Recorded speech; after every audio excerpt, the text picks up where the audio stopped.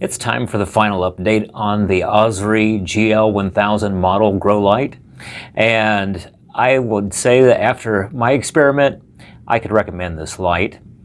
If you're looking for a value light that's going to grow plants, this particular light has impressed me quite well. It's only pulling 97.8 true watts, and it's only rated for a 2 foot by 2 foot area. But check this out. You can tell from the health of these giant leaves that this plant is looking quite healthy. And as a matter of fact, it has several flowers on it already. And you could tell from looking at the bottom of it that there are yellow squash which are starting to form all over the plant. Very productive, very healthy. No problems with flowering, and as a matter of fact, the plant size is much larger than ever anticipated that this light could handle. I pushed the light to its limits, and it has come back and actually impressed me over and over again. It's a beautiful plant. It is an early prolific summer squash. The driver is 100 watts. The actual light is around 22 inches left to right and also about 5.5 inches wide. So it's not your typical quantum board, which are around a square shape. It has an on-off switch. It plugs in from the top. And if you choose to daisy chain this light to another one, it's easy to do with the outlet receptacle that they've included on the other end. The grow media is a combination of Coco Coir and chunky number 3 Perlite at a 50-50 blend. Staring down the center of one of the flowers leads me to one of the reasons why this grow is soon to be terminated.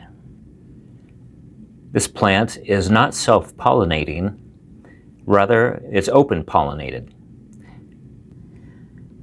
And while I'm getting lots of young squash forming on the plant, they are not looking as healthy as what I would like for them to look, and they are a little bit stunted in size because I have not been manually pollinating the flowers as it's grown.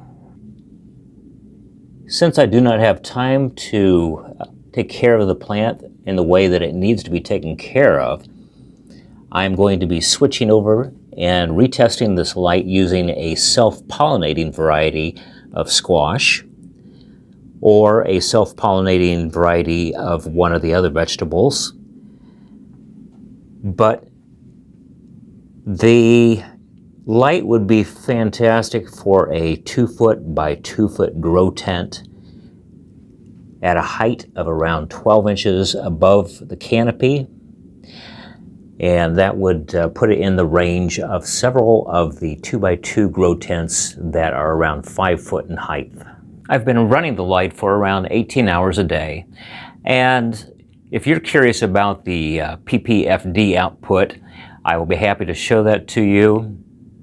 Also, some of the other viewers have expressed an interest in a topic that I've brought up called the daily light integral, and I will show you what that comes out to be with this light also.